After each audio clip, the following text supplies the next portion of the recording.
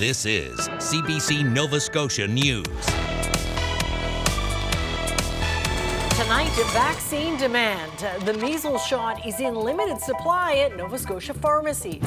Closing credits. Movie lovers in Bridgewater are about to lose their multiplex theater. And we're live from the Juno Block Party in downtown Halifax. Some lingering flurries tonight into early Friday, then the sun returns for Friday afternoon, though still pretty breezy and chilly. Your full forecast is coming up.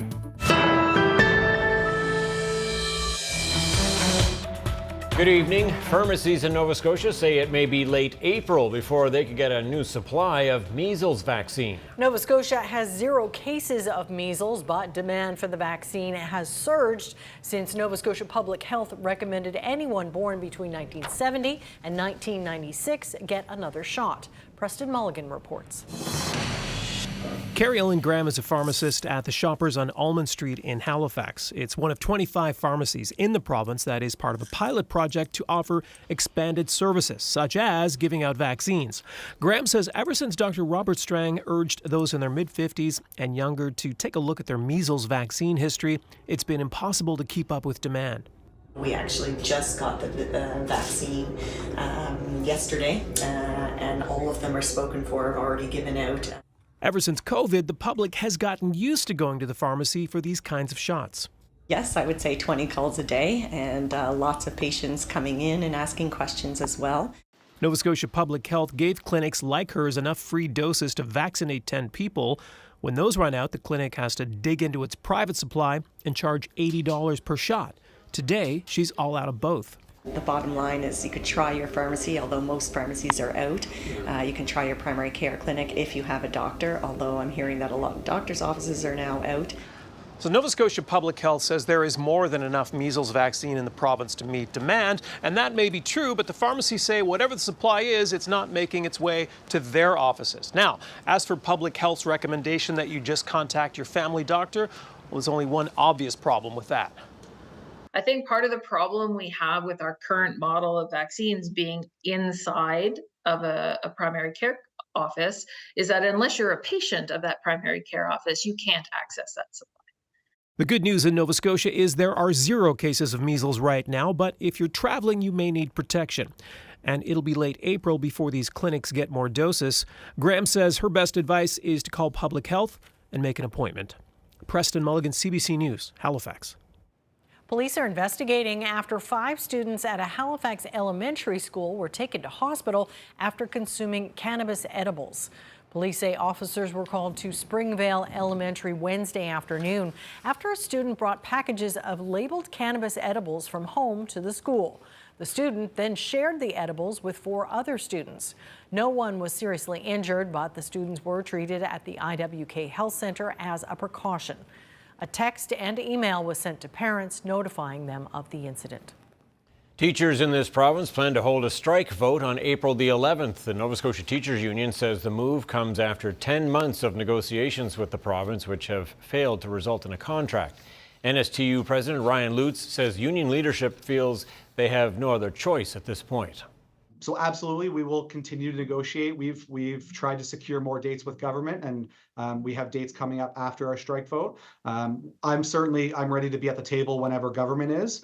But what teachers need is for government's negotiating team to come to the table with a different attitude, with an attitude ready to meaningfully talk about the priorities of teachers and the priorities of kids.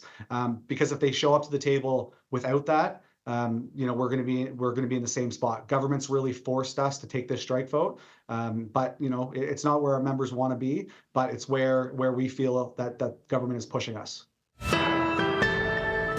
I'll talk to the union president about the contract negotiations to this point and about what might happen next. That's our Newsmaker interview just after 6:30.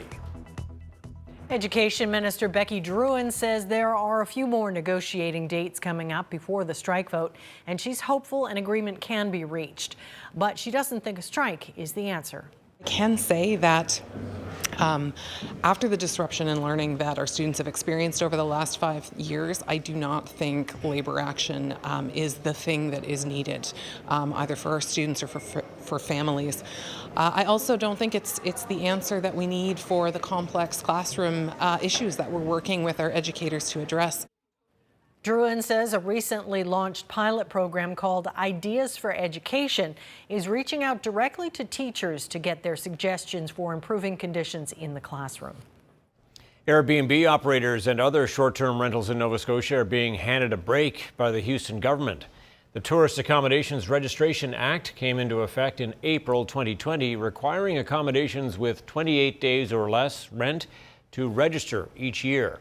Starting last April, short-term accommodations within a host's primary residence, like Airbnb, were added to the act. The province has now extended registration until September to allow visitors and hosts more time to adapt to new regulations coming this fall. That includes higher fees and enforcement. People who do not register their accommodations can face a fine of $1,000 a day up to $7,500 per year. Canadians dealing with the effects of climate change have heard a lot about the need to reduce their carbon emissions. That's carbon dioxide, the main greenhouse gas produced in Canada. But there are many other types of greenhouse gases, including methane. The federal government is working on strategies to reduce that gas too. And a team from Nova Scotia University is playing an important role. Shayna Luck has that story. This is what a plume looks like. See, Nadia Taraki and her team have spent a lot of time bumping slowly across Canadian landfills. They're using many types of equipment to find methane leaks. The invisible, odorless gas is a big problem for climate change, at least 25 times more powerful than carbon dioxide and caused by the breakdown of organic material. And we told the operators, and then they fixed that one because they also wanted to keep down their emissions from the landfill as well. Right now, Canada wants to regulate landfill methane, but it only has estimates of methane emissions. It doesn't have exact measurements. This university research team's work is being shared with Environment Canada. Dave Risk is their team leader. If we're going to regulate, we need to be starting in the right place, and if landfill operators will be spending money on mitigation and installing capture systems, then we need to know that their investments are for the right reasons and will make a difference. The same landfill outside Halifax in the 1970s. Landfills are held to higher standards now, but the decomposing organic waste will create methane for decades to come. And this landfill is still emitting, and it's been closed for 25 years, and it will keep emitting for probably another 75 years. Some modern landfills capture methane and burn it off. Some even generate electricity from that burn, putting trash back to good use. It's one of the potentially easy wins. But this climate policy expert notes not all landfills choose to do that. She says regulation could make a difference. It's fairly simple. Let's put in a gas capture system, let's monitor, and let's prioritize capture for use. The federal government's regulations on landfill methane are due to be published later this year. Shayna Luck, CBC News, Halifax.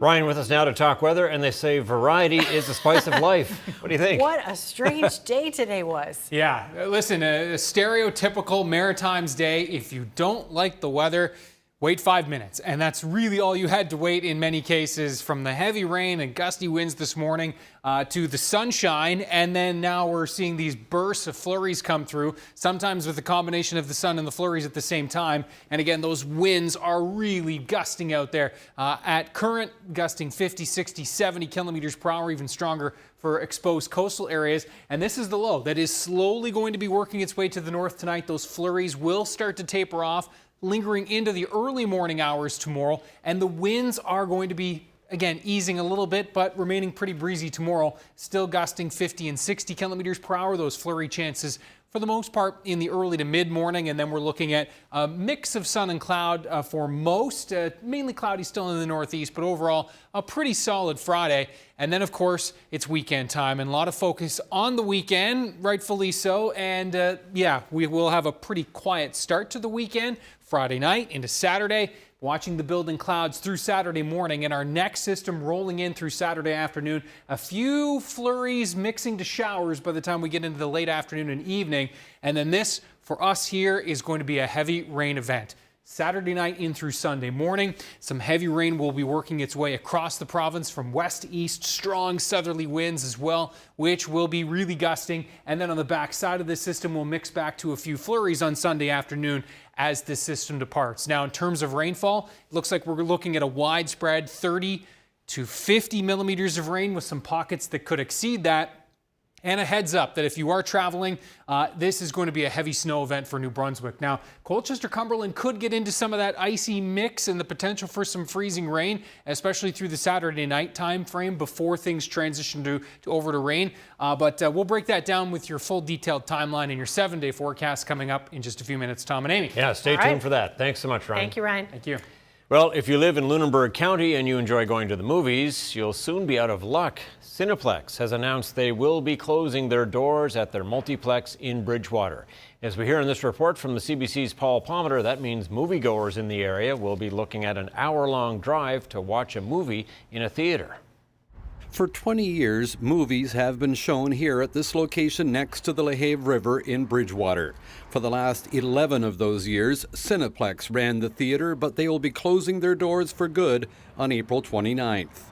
I'm often at the movie theater. I love movies, and attendance is way down. So I think after COVID, where we spent a number of years telling people don't go to the movies, watch them at home, we shifted people's viewing habits, and it just hasn't recovered.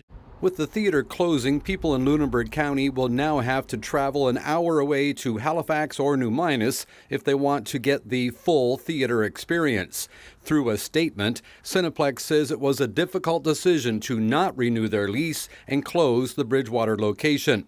For many people in the area, Cineplex is where they got their first job. Some people will miss the 7 Cinema venue.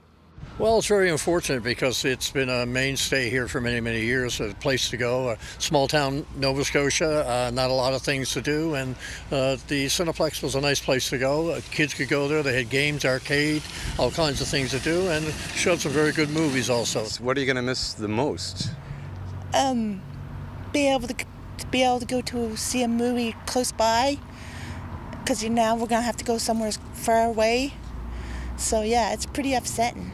The closure is a big loss to the town known as the Main Street of the South Shore. People now have less than 6 more weeks to see a show. So now the clock is ticking on what will happen here at this building. Now, it's a large structure with a very large parking lot, and that might be enticing for someone with the right business plan. The mayor says he's heard from some people who have ideas. Since this news is broken, we've already had a number of people reach out and say, well, I have this business that would fit in there, rock climbing, could we talk to someone to convert some of that space? Mitchell is hoping there could be an option where someone could take on half the space and a scaled-down Cineplex could still function in the other half. Paul Palmeter, CBC News, Bridgewater.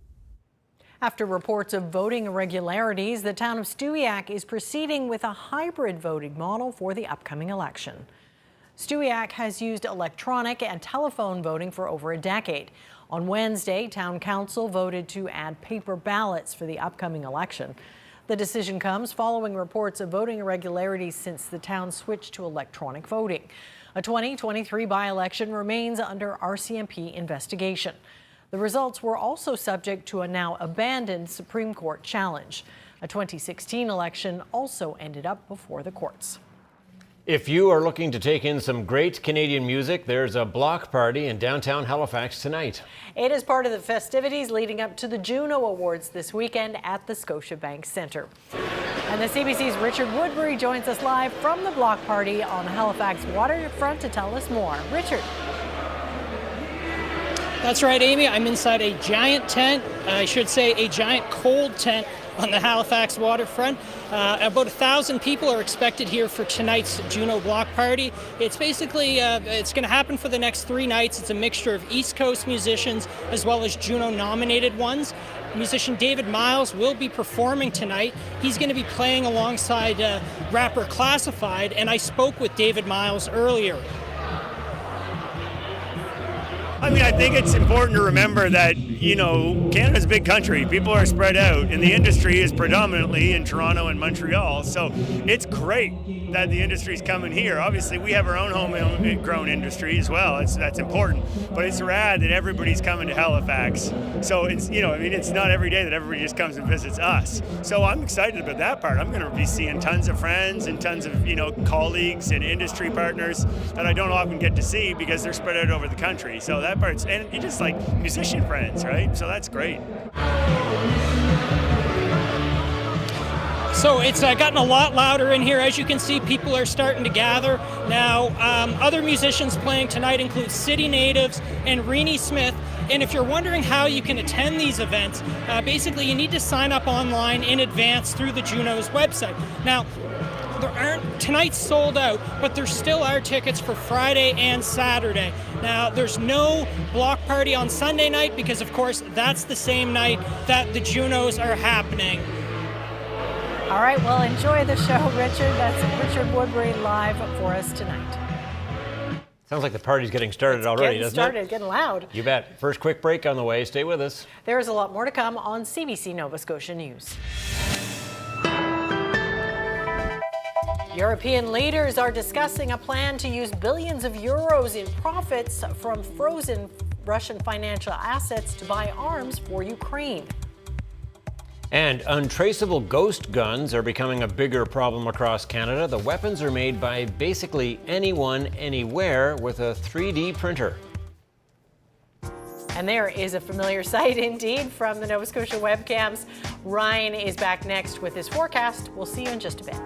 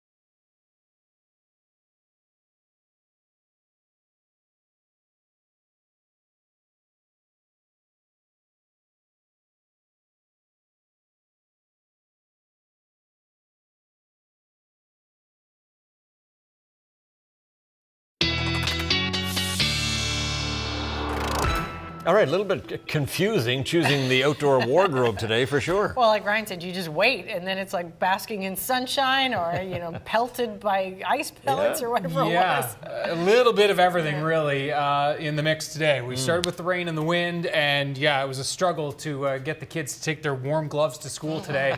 I told them that they would need it, but anyway.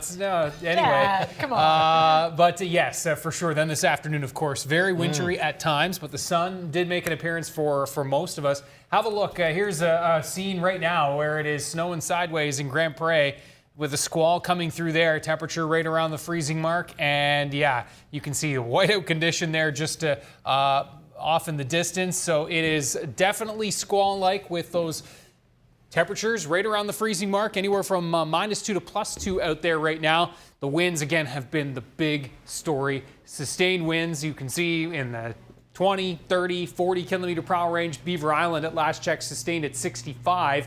And then you look at those gusts, and we're gusting upwards of 50 in many places, and even 60 in Lunenburg, and just shy of 80 there in Beaver Island along the eastern shore. So it's howling, and then when you bring in the snow and the wind combination, that's where things have been particularly unsettled. And again, the area that's getting hit hardest right now is in and around that Grand Prairie area, Kentville, Wolfville, and across Cobequid Bay and into the Colchester-Cumberland area. This area is really getting smacked. Also in through the Truro region. Halifax has seen a couple of rounds here, but for the most part, this is where it is pretty nasty right now travel-wise. So do be mindful if you're heading out that action is going to continue over the next few hours. And then that low will depart and things will ease as we turn the page into tomorrow morning. This is our next low here brewing in the U.S. South, and that is going to be working its way northward. I will say that we're not alone in the snow. Calgary, it's been snowing all day today and will continue to snow into tonight and tomorrow. -4 there, -5 in Edmonton, Regina and Winnipeg. And you can see Toronto at -2 as well. So we're all kind of feeling the return of winter in the first few days of spring here. So yes, of course, par for the course in Canada. Now, as we work through tonight, you can see even by 11 p.m. we've really started to see those squalls and flurries coming to an end. By the time we get to tomorrow morning, the cloud cover is still looking pretty capped. There's flurry chances early on for a good portion of us, especially the Valley, Truro, the Northumberland Shore, and into Cape Breton. And then we're gonna be watching the skies kind of clear up throughout the morning. Mix of sun and cloud to even mainly sunny skies into the afternoon, and it is really looking like it's going to be a pretty pleasant afternoon for most of us. Inverness, Victoria County, you folks with that onshore flow there will likely still remain a little on the cloudy side. Flurry chances lingering a little bit longer for you folks. Morning flurries will wrap up across the rest of the island. Temperatures near the freezing mark for the Northumberland and Eastern Shore tomorrow, with those flurry chances wrapping up throughout the morning. Similar story for the Fundy and Valley region. Those winds noteworthy, gusting upwards of 50 and 60 kilometers per hour throughout the day tomorrow. Again, South Shore region likely flurry free from the get-go tomorrow. Slight risk in Halifax early tomorrow. And then we're off to the races with a pretty nice afternoon. Saturday, we are looking at a quiet start. That snow moving in, at least flurries. Could see some very light accumulation in through the north, and then that change to showers with some heavier rain in behind. And this is how it's going to play out. So some good news if you are heading downtown for some of the Juno events Saturday evening. It looks like just some shower chances. The heavier rain set to arrive after midnight. So if you're going to be out late, make sure you've got some plans in place there. Then the rain tracking in from west to east as we work our way throughout the Sunday time period as we clear from west to east with temperatures dropping in behind. In case you missed it earlier, a solid 30 to 50 plus millimeters of rain from this system. And again, some icing up in the Colchester-Cumberland area, but more so this is going to be a messy mix if you're traveling to PEI or New Brunswick this weekend. It is going to be not pleasant, especially latter half of Saturday and the first half of Sunday. Monday into Tuesday of next week, there is some uncertainty in the forecast right now. It looks like a system may stay just offshore, but it's close, Tom and Amy, and I'm keeping an eye on it. I hope you are. Yeah, stay tuned for that. Okay, thanks so Ryan. much, Ryan. Thank you. Well, up next, I'll talk with Ryan Lutz of the Nova Scotia Teachers Union about moving to a strike vote in this province. That's our Newsmaker interview. Stay with us. You're watching CBC Nova Scotia News.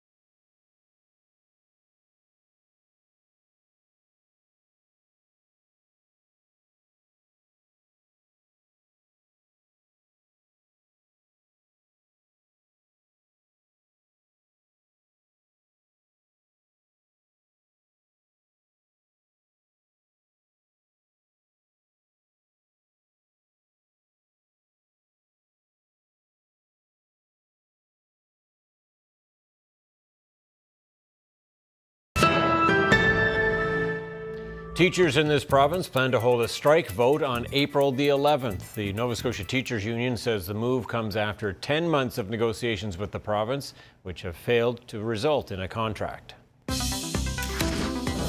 Ryan Lutz is the president of the Nova Scotia Teachers Union. Mr. Lutz, how would you describe contract negotiations to this point? Yeah, I mean, we've been in contract negotiations with the provincial government for about 10 months. Really, unfortunately, we're not much farther ahead than when we started. We've seen really the government's negotiating team come to the table without, in my view, taking teachers' concerns or students' concerns very seriously.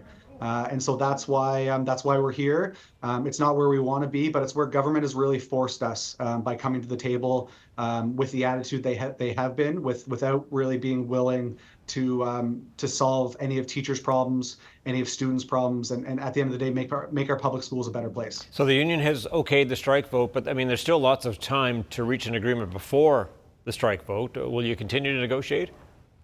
Well, you know, our absolute goal is to get a fair agreement. You know, no one wants to take a strike vote. No one wants to, you know, potentially go on strike. That's not where we want to be. This is where government has forced us. So absolutely, we will continue to negotiate. We've tried to secure more dates with government, and we have dates coming up after our strike vote. I'm ready to be at the table whenever government is. But what teachers need is for government's negotiating team to come to the table with a different attitude, with an attitude ready to meaningfully talk about the priorities of teachers and the priorities of kids. Because if they show up to the table without that, you know, we're going to be in the same spot. Government's really forced us to take this strike vote, but you know, it's not where our members want to be, but it's where we feel that government is pushing us. Well, the minister says that this is usual bargaining, or nothing unusual about this bargaining, and that she is working to help address some of the issues that the teachers want addressed. Yeah, so I mean, I disagree a little bit in terms of, you know, the length of this round of bargaining is maybe not unusual, but the attitude of the government's negotiating team, I would say, is unusual. Their absolute unwillingness to talk about any of the priorities that teachers need addressed. You know, I know the minister says that she's listened to teachers, but that may be true. But what government hasn't done is put any of that into meaningful actions that have a positive impact on our teachers, a positive impact on our classrooms. That hasn't been done. And really, that's the change that we need in government. We need government's negotiating team to come to the table ready to address meaningfully our concerns, have some discussions about how we can make you know, our teachers' priorities better, so that at the end of the day, teachers can support our kids in the way that our students deserve. Okay, so moving to a strike vote, you're trying to put pressure on the government then, obviously, here. But what do you think you can get them to budge on? Well, again, it's right now where the attitude of the government's negotiating team is just, you know, I would say irresponsible. There are some major significant issues in our schools right now. You know, one of them is we have a teacher shortage, and there are every day in our schools where we don't have the right number of human resources to staff everything that needs to. Well, we need a fix to that. And we're not going to fix that in a day, but we need government to come to the table ready to talk about that and come up with some solutions. We have a problem of escalating violence in our schools. We have a mental health crisis with our students. We have some significant concerns that government isn't willing to talk about, or hasn't shown that they're willing to really have meaningful discussion and come to a solution that works for everyone. So what can a labor contract do to address the issue of what you're calling increasing levels of violence in the classroom? I mean, sure. No, there's lots of solutions that teachers have proposed. You know, at the end of the day, our students need more supports. That is absolutely something that can come in a labor contract. Teachers' working conditions are the students' learning conditions, and the schools under which our students are learning under and trying to learn in for schools. And those are some absolutely conditions that can be addressed in the contract. And we expect, again, government to come to the table ready to talk about those things and not dismiss those concerns. And you mentioned the shortage of teachers there as well. What do you want to see happen there? I mean, are you looking at trying to employ more teachers, or is it substitute teachers? What are the issues? I mean, we have a teacher shortage in this province that right now is manifesting itself as a shortage of substitute teachers. So, substitute teacher compensation is something that we feel needs to be addressed. Right now, our substitutes make more in New Brunswick and Newfoundland.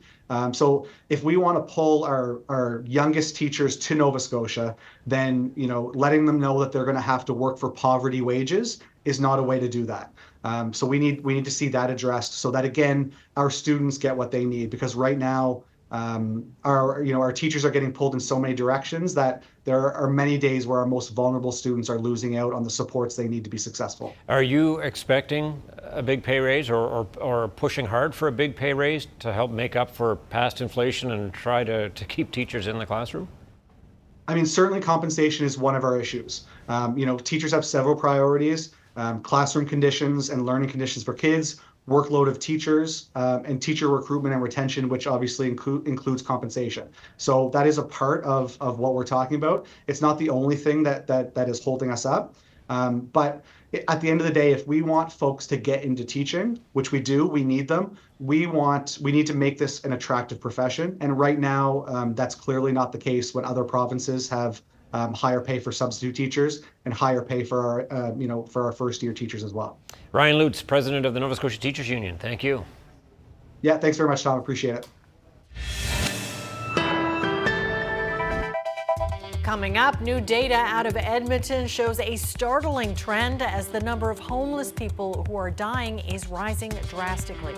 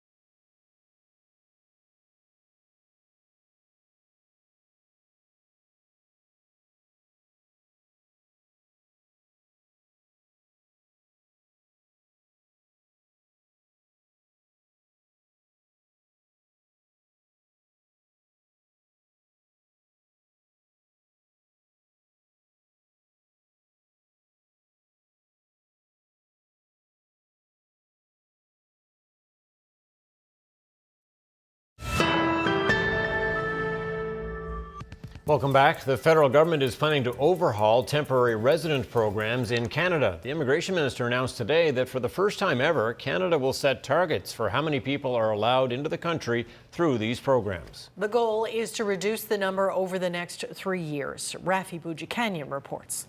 Canada, like many other countries, has become addicted to temporary foreign workers. And it's high time to treat that addiction, the federal government says. Over the next 3 years, it intends to reduce the number of temporary foreign residents that make up Canada's population from 6.2% down to 5%, something the immigration minister wants to do carefully. If you look in those large categories, there are ones that we don't control. For example, the humanitarian categories. We are just now starting to get some control over the student category, which is a very large part of that. Something else Ottawa wants to do is lower the number of foreign workers a business can hire, though it will carve out exemptions for construction, healthcare, and agriculture sectors. This also encourages employers to prioritize workers that are already here, able and willing to do those roles. As of May 1st, we are asking employers that after they consider and offer the job to Canadian citizens, permanent residents, and refugees, that they also now prioritize recruiting asylum seekers. Some observers of the Canadian economy say today's announcement may be about sending a message to employers. In 2022, the government announced a very significant expansion of the temporary foreign worker program. And this is just simply telling employers across the country, that's ending. This program is not expanding. We are beginning to push in a different direction. But others say they do see an impact on housing availability. If we think of there being 2 to 3 people per household, you're looking at a couple 100,000 homes. So this really will make a difference, because it also means that the non-permanent resident population isn't growing. And we've seen over the last year almost 1 million new non-permanent residents added to Canada's population. The federal immigration minister says he wants to meet with his provincial and territorial counterparts in early May in order to receive their input on reducing the number of temporary residents before setting his targets. Rafi Boudjikanian, CBC News, Ottawa. People in Montreal are paying their respects to Brian Mulroney. The former Prime Minister lies in repose today at St. Patrick's Basilica.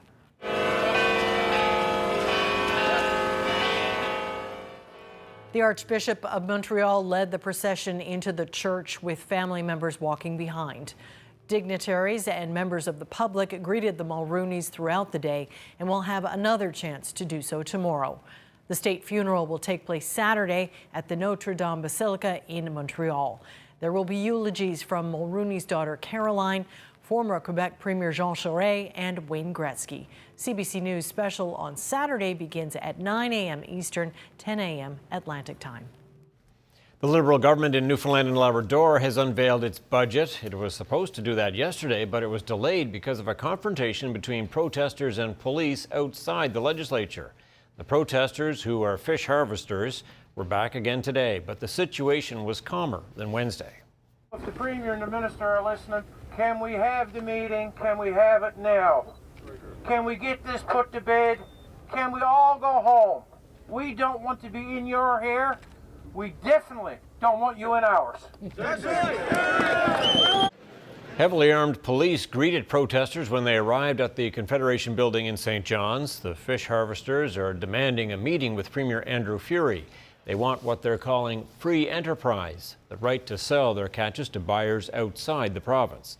The Liberals were alone in the legislature when the budget was introduced. Both opposition parties refused to attend because of the demonstration.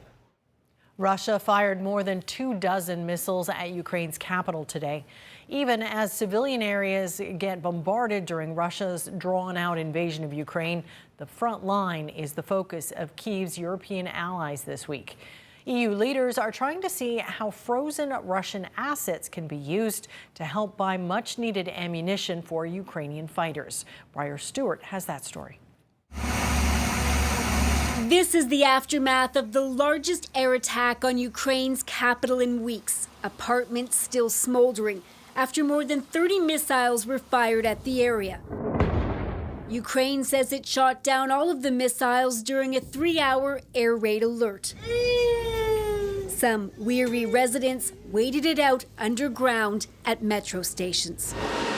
At least 17 people were injured in the attack, many others severely traumatized. She is in shock, says this mother. It was literally as if she was being thrown up and down. It was horrible. Ammunition. The latest attack comes as Ukraine's president warns that its low ammunition supply is humiliating for all of Europe. And I urge you to help to protect our cities. In Brussels, EU leaders are discussing a plan on how to help Ukraine rearm and how to pay for it. Es geht immer die windfall profits. Germany's chancellor is talking about a plan by the European Commission to use the investment profits from Russia's central bank assets stored in the EU, which have been frozen since the start of the war. It's estimated that amounts to the equivalent of $300 billion Canadian, and that the profits could be upwards of $4 billion a year. You need everybody on board to take these steps. This Russian political expert says using the profits to buy weapons is a contentious issue for the bloc. And even if all the countries agree, it isn't going to make an immediate difference in Ukraine. Whatever you use it for, it's going to take time. And of course, time is the issue here, both with this and with all of the other streams of funding that have been put on hold from the United States. By that he means the $60 billion in military aid that's still held up in Congress. While the debate continues, there's no reprieve on the front line, nor for the residents whose homes were violently shattered in the middle of the night. Briar Stewart, CBC News, London. Living on the streets is dangerous at any time, but new figures from one Canadian city show a startling recent trend.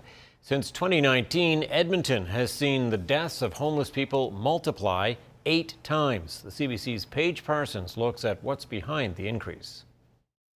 There's Dad, me, and Chris and Mom. Chris Jonason's life started with such promise. He was incredibly smart. They actually wanted to skip him ahead of grade in school. But after experiencing the sudden deaths of a schoolmate and then his best friend, he started to struggle. Counseling back then wasn't really a thing. And he started drugs to self-medicate. Jonason spent the next few decades in and out of jail. He tried to get sober, but then his son was killed in 2021. And then he just gave up after that. Jonason died of a drug overdose in a downtown shelter in September.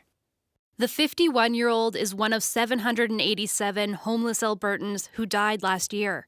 Edmonton has seen a dramatic surge in deaths compared to pre-pandemic. Despite having a much smaller population, its numbers have surpassed Toronto. March 2020 to March 2023, I lost 1 in 7 of my patients. Barr says the majority died of fentanyl or carfentanil overdoses, thanks to increasingly toxic street drugs. He says addictions treatment is not enough. Better access to housing and mental health support is desperately needed. When people who are homeless die, it's often in public places. Last year, someone died on a bus bench on this popular street. Is our teams that are finding them, are discovering them, are coming across them. And so there's a lot of active work being done to make sure that we give the overdose response training and naloxone training. So all of these nodes are where we've reported a death in public. And this agency has started mapping where people are dying. Yeah, it's shocking, the amount that it and have a plan to make it public. The hope would be that the general public pays attention to that, and it may force people to check on one another, to look out for their neighbors. Lisa Meyer says it remains too hard for people like her brother to get help. That's why she's telling his story. They're living on the street. Somebody loves them. Doesn't matter who they are, but somebody loves them, and somebody's heart is broken when they die. Hoping people understand and care. Paige Parsons, CBC News, Edmonton. When we think of illegal firearms, we think of guns stolen or smuggled, but there's another source, so-called ghost guns, built with 3D printing technology that are untraceable. The CBC's Ellen Morrow looks at how they're made and how police in Canada are trying to combat them. We're at an Edmonton police facility. Yeah, this is where we're going to be doing the shooting. We test all our firearms in here. Testing out an untraceable firearm, a ghost gun. Now we'll load a full magazine. Firearms expert Larry Snoddon just finished making this gun using a 3D printer. And are we all good? We're good. What's worrying police? A growing number of criminals across Canada are doing the exact same thing. 3D printed ghost guns are homemade with no serial numbers for tracking anywhere on them. Police are finding more of these weapons across Canada, including a first-of-its-kind nationwide sting last year. 71 completed 3D printed guns and 176 3D printed gun frames were seized. They are a massive, massive concern. This is the Firearms Examination Unit of the Alberta Law Enforcement Response Teams. We printed this to demonstrate how the supports work to help the investigators. Here, Larry tries to recreate 3D printed guns found at crime scenes, helping to build court cases and educate officers. The receiver, or the frame of the gun, the part where the serial number would normally be, can be made in under 10 hours. I'm looking at what was happening a couple years ago, what's happening now. People are experimenting on different things. The Liberal gun control law, C-21, targets 3D printed guns in two ways. Making it a crime to have computer data that pertain to a firearm capable of being used with a 3D printer for the purpose of manufacturing or trafficking a gun. And requiring a gun license to buy some of the metal parts, including the barrel and slide. But that section of the law dealing with those metal parts has not come into force yet. This is what a receiver looks like as it's being printed. At the end, metal parts need to be added. We're going to take the supports off to give us access to all the parts here. It takes Larry about half an hour to complete. Everybody's got eyes and ears protection on. And we got a crack in the receiver after 10. The plastic there cracked. Yeah. A 3D printed gun is not always reliable, but experts say that's not what matters. One round is bad enough, and we got 10 out of there.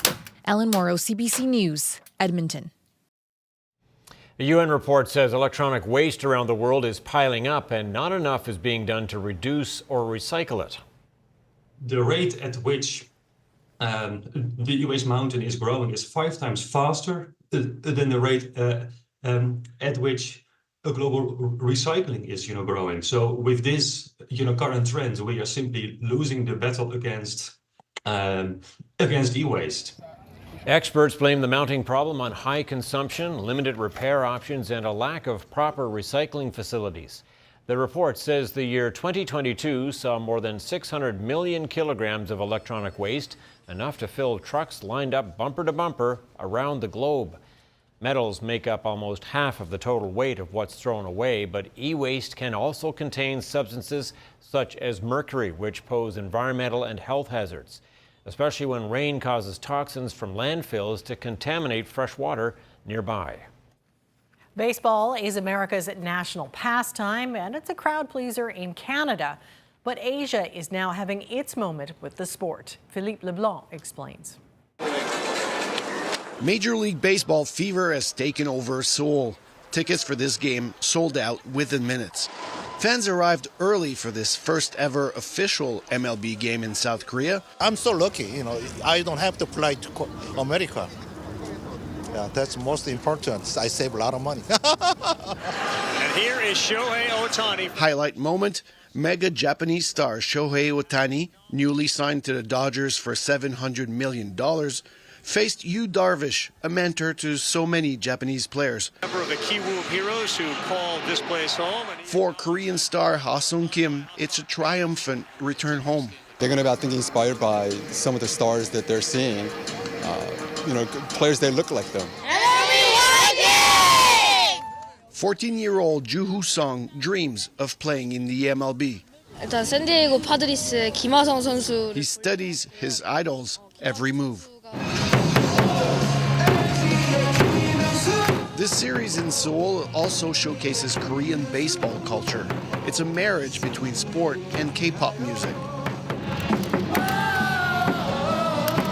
Fans sing and dance non-stop during the game, regardless of the score. For Major League Baseball, these games, largely thanks to the impact of Shohei Ohtani, are a huge business opportunity in a booming Asian market. When you consider everything, the merchandising, the TV, the sponsorships, the attraction to players, the tour groups that fly to see Major League Baseball. It's worth a lot of money. And Ohtani, a little blooper in the left. That's going to get down. Led by Shohei Ohtani, the Los Angeles Dodgers staged a late rally to win 5-2. In Korean baseball culture, winning isn't everything. Fans want to be entertained. And tonight, they were. For the very first time, the best players on the planet came to play in their own country. Philippe Leblanc, CBC News, Seoul. Canada's main stock index rose today to scrape out a new all-time closing high, while U.S. markets continued to set their own records. Here's a look at how the markets did as we head to break.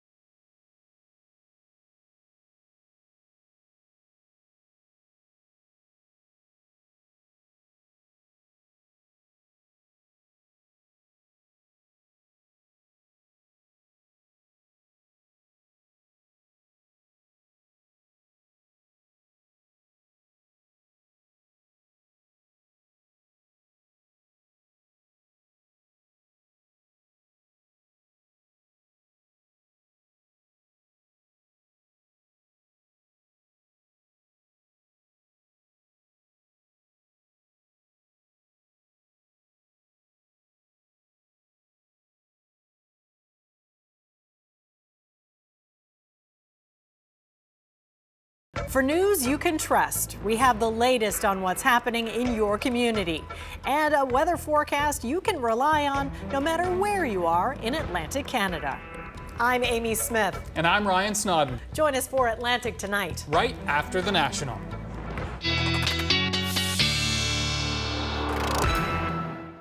All right, yeah, lots of variety in the weather, and yes, little remnants of winter still around. We didn't get your grapple though, right? No. No grapple today, though certainly lots of flurries, and the sun, and the wind, and the rain, and pretty much everything but grapple.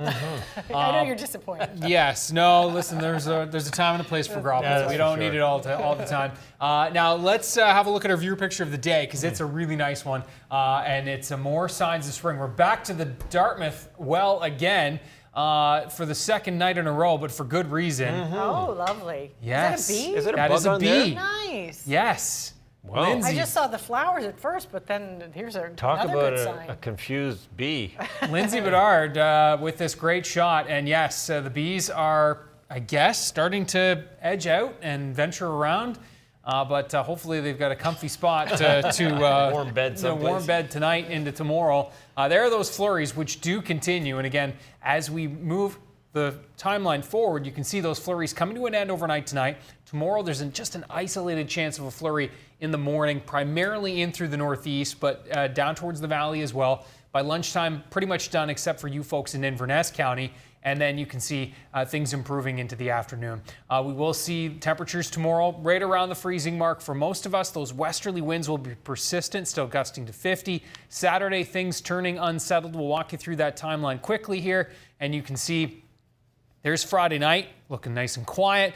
For Saturday afternoon, that snow starts to move in. Again, just a brief little shot there. This is primarily going to be a rain and wind event. 30 to 50 millimeters or more possible by Sunday evening. Okay, thanks for that. Well, you've seen comic books about Superman, Spider-Man, and more recently, the new Avengers. But have you ever seen one about Shakira?